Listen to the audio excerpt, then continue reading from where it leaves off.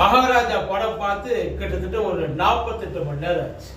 நமக்கு எங்கேயாவது சண்டை போடுறப்ப யாராச்சும் ஒரு ஆள் அடிக்கிறப்போ சண்டை முடிஞ்சிடும்.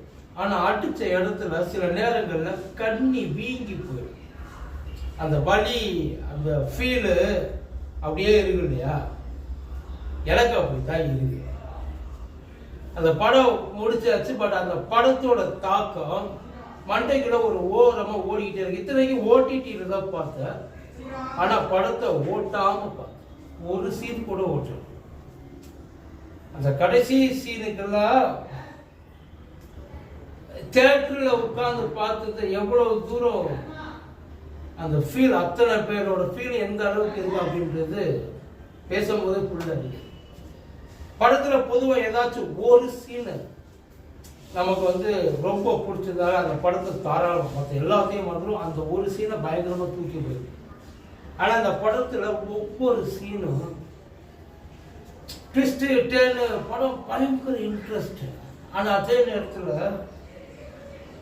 எமோஷனா எங்கேயோ ஒரு இடத்துல நம்மள உட்காந்து ஓரம் ஆள வச்சுட்டான் இந்த டைரக்டர் பயங்கரமா. அதுல அந்த ட்விஸ்ட் டேர்ன் அடுத்து அதுல ஒரு சின்ன டைலாக், ரொம்ப நார்மலான ஒரு டைலாக்.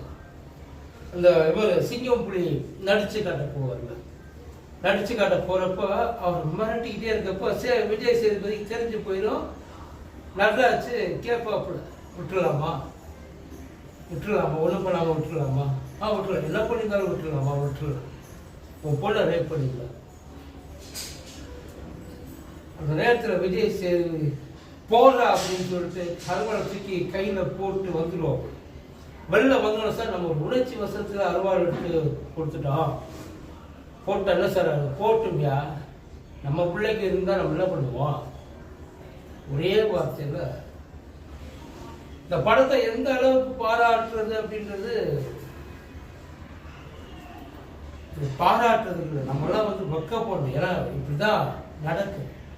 படத்துல நடக்கிற மாதிரி கெட்டது ஊருக்கு பூரா நடக்குது. ஆனா படத்துல நடக்கிற மாதிரி நல்லது எங்கேயும் அந்த படத்துல அவங்க கொடுத்துட்டு போவாங்க பார்த்தீங்கன்னா, அந்த மாதிரியான தண்டனைகள் இருக்கிற வரைக்கும், கொடுக்கிற வரைக்கும் இந்த மாதிரி தப்புகள் தொடர்ந்து நடந்துட்டு தான் இருக்கு. அதுதான் இந்த படம் ஆணித்தரமா அழுத்திச்சு. அந்த பொண்ணு நின்று பேசிட்டு போகும், நீ என்ன பண்ணிட்ட. ஆனா அந்த இடத்துல அந்த டாக்டர் கடைசி வரைக்கும் அவனுக்கு அந்த குற்ற உணர்வுன்றதே இருக்காது. ஏன்னா அது யாரோ பொண்ணு, யாரோட பொண்ணு. ஆனா அந்த பொண்ணு தான் பொண்ணுன்னு தெரிஞ்சதுக்கு அப்புறம் அப்பா அதுக்காக பண்றவ பொண்ணையெல்லாம் போயிட்டு எதுவும் பண்ணவா முடியும்? ஆனா பண்ணவன பண்ணலாம். அதை தேவை படத்தில் சொல்லியிருக்காங்க. எனக்கு அந்த படம் ரொம்ப பிடிச்சது. உங்களுக்கு?